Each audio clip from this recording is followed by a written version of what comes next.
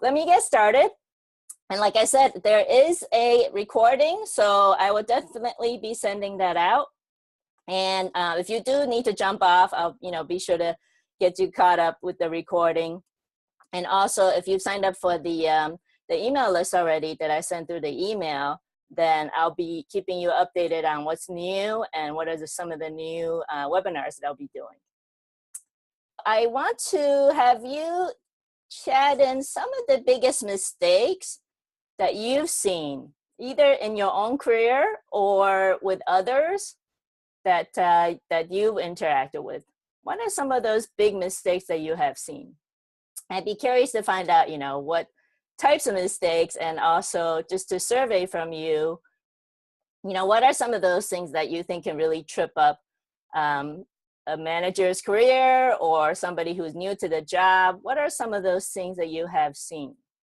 So take a minute for me to see what you think of the subject. So from Al, the poor communication. From Marion, bad company and bad products. Yes, that's definitely putting you onto a wrong track. So and from Terrence, not being transparent. Yes, when people don't mean what they say. So without keeping you in suspense, what I want to bring up, and the biggest mistake I've seen, is that many of my students come to me, and this is a perfectly valid question to ask, right? How do I get an A in this class?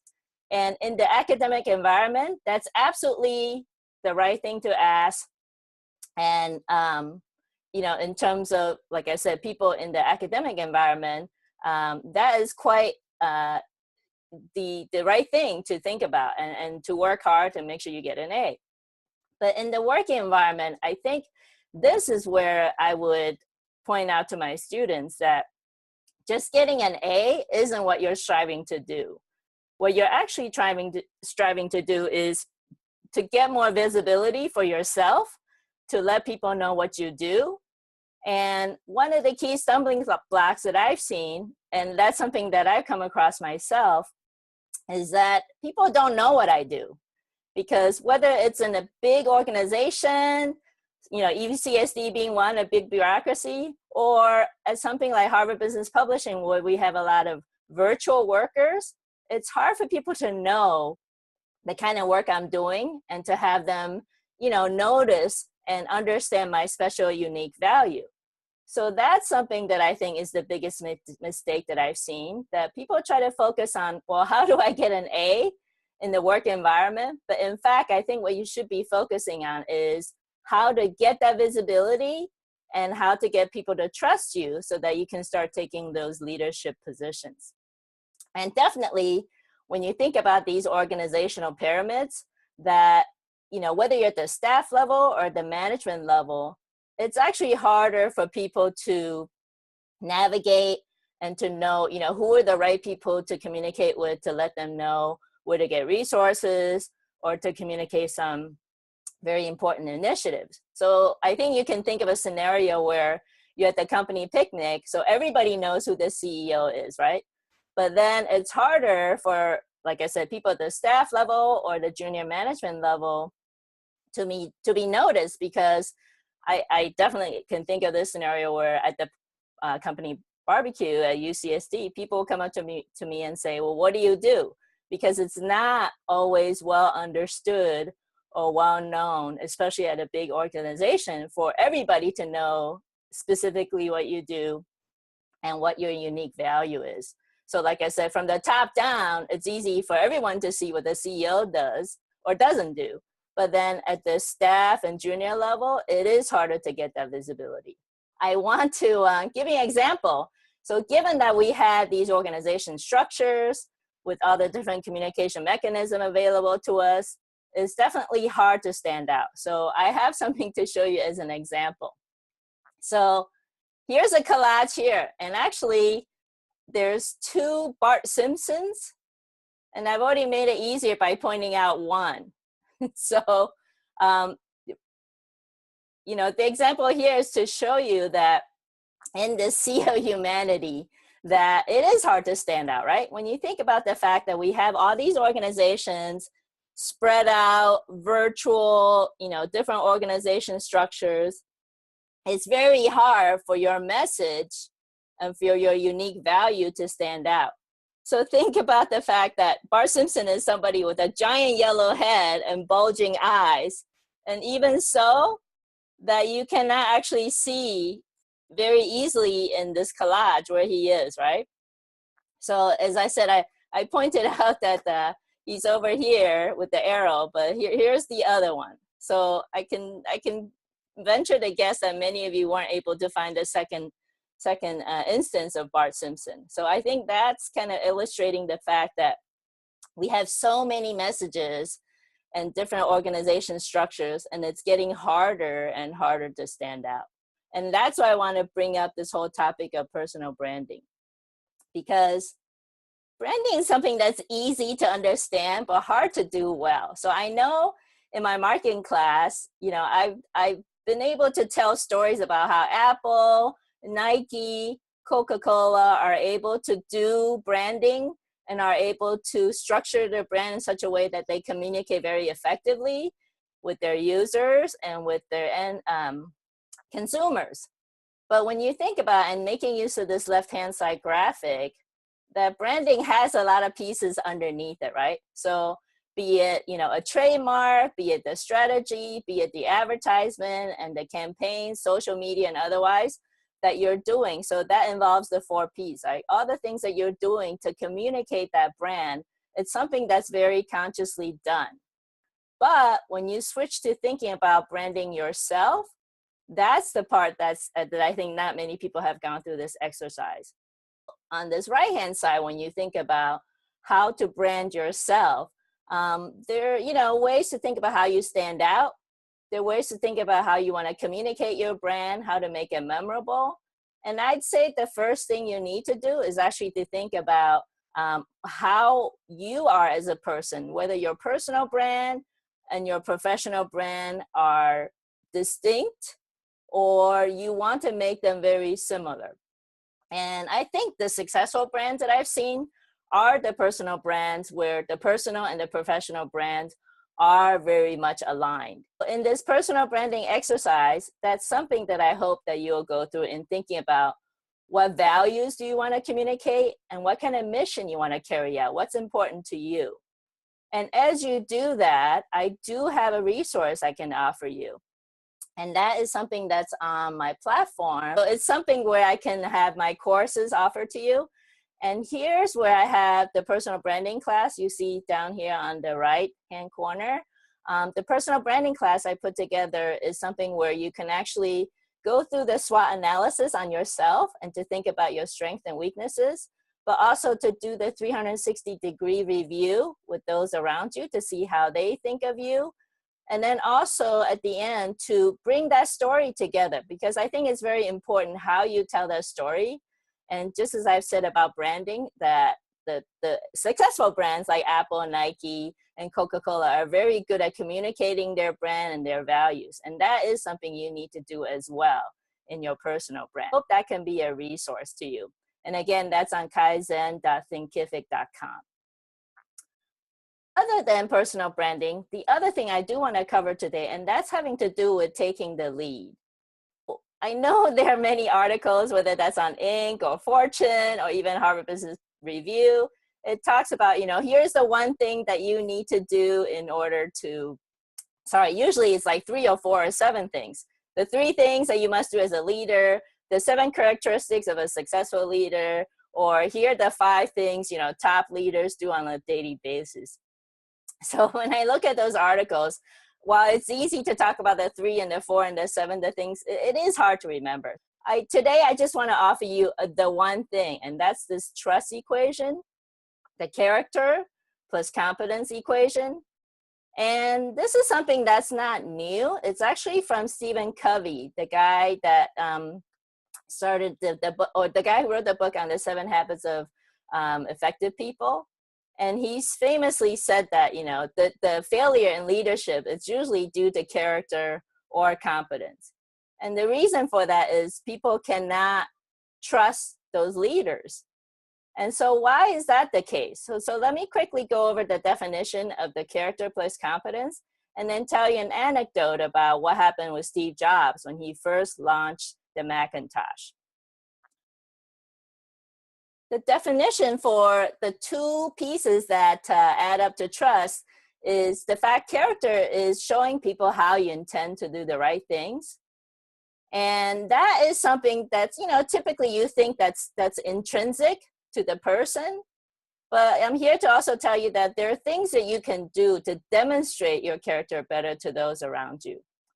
And then competence, I think this is where many people focus on, that, your job competence, right? Things that allow you to do your job well. So be that job skills or sales skills or your project management skills, or even maybe just some of the softer things like listening and having emotional IQ. Again, I think many times new leaders tend to focus on the fact that they need to, build on their confidence, or even over demonstrating the confidence to show competence, to show people that they are promoted for the right reasons, they're the right people for the job. But I think what's typically missing is that people forget to demonstrate their character more and more to the team around them. So the story I want to tell you is about Steve Jobs, where he famously had launched the Macintosh way back when. And he had just been, he's become the CEO. He's launched this great product, and yet he was promptly fired from that job. And basically what happened there was Steve Jobs really, I think, forgot about the character piece in his trust equation. And it wasn't because he had any sort of ill intention for Apple.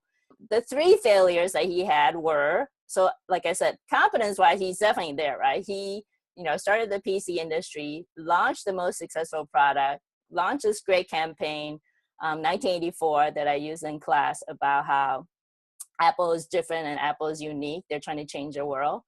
But in terms of his own team, he was driving them too hard. And he famously told this story in his Stanford graduation speech. He was driving his team too hard. He had very little confidence in his own CEO that he recruited from Pepsi. He was butting heads with John Scully, who was recruited from Pepsi by Steve Jobs. And then his own board found it difficult to trust what Steve was going to do. And this is definitely the case of, like I said, somebody that's very competent, started the whole PC industry, and yet at his own company, he had a hard time gaining trust with all the people around him. So this is, like I said, the one equation I want you to walk away with, that as a new manager or somebody new in your role, your job really is to not just think about your job competencies, but also to think about those soft skills, like I said, listening and having the emotional IQ to demonstrate to the people around you that you're choosing to do the right things, that you have the right intentions for them.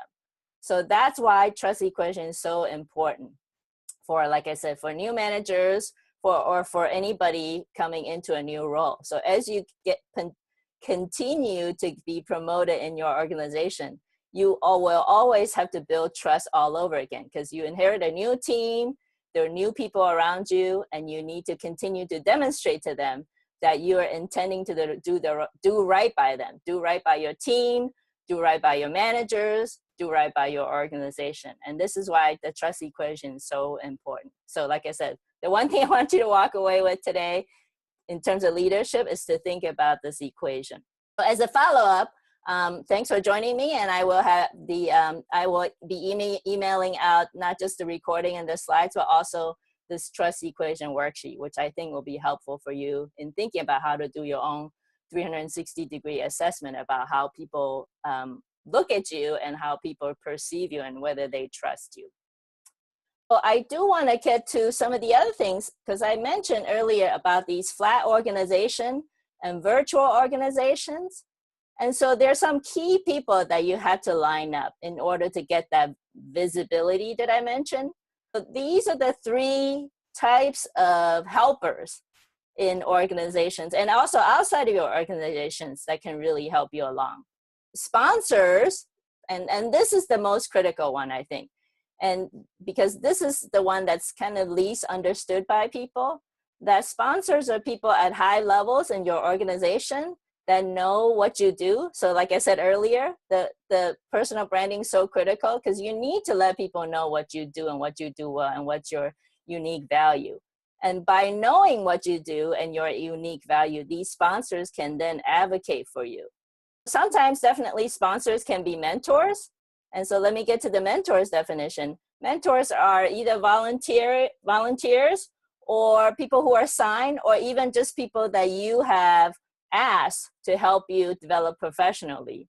Sometimes sponsors can be mentors, but definitely there are sponsors who don't have to be mentors, and they can be separate and distinct from the mentor and coaching people that are needed in helping you rise in your organization. So the third types of people that can help are these coaches. Coaches also, I think this is somewhat misunderstood. Coaches are people that you trust to guide you, whether that's personal or your professional growth.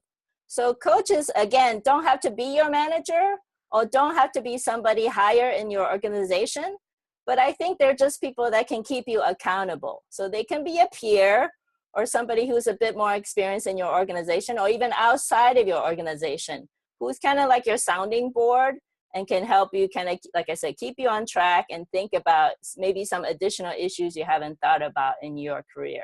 So that's why I think it's important, as I said about the visibility piece, that you need to think about who are the sponsors in my career, who are the mentors in my career, and then who are the coaches.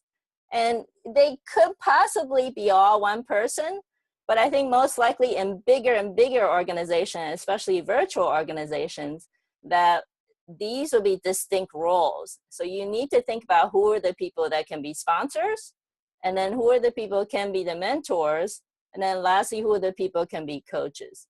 Like I said, these are the people that are critical in giving you a hand to rise up in your organization.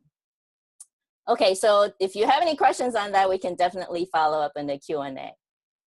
And then the last piece I want to get to today, and this is where I'm going to have the last or the next webinar topic on networking. When you think about sponsors, mentors, and coaches, it's very likely they can come from all three types of network I'm going to discuss here. So starting with the personal network, these are the people who know you outside of work maybe, or their former coworkers, or definitely families and relatives can all be part of your personal network. And so, as I said earlier, coaches and mentors can definitely come from this type of network. And then operationally, these are the people that know you within your organization that you interact with and can help you get your job done. And typically, most people I know have a very strong operational network, because unless you have the people that know you and work with you on a day-to-day basis, you tend not to be that effective, right, in your day-to-day job. So operation network people seem to know how to do well. But then the third one is this whole strategic network. And this is where key influencer, and this most likely is where you can find those sponsors.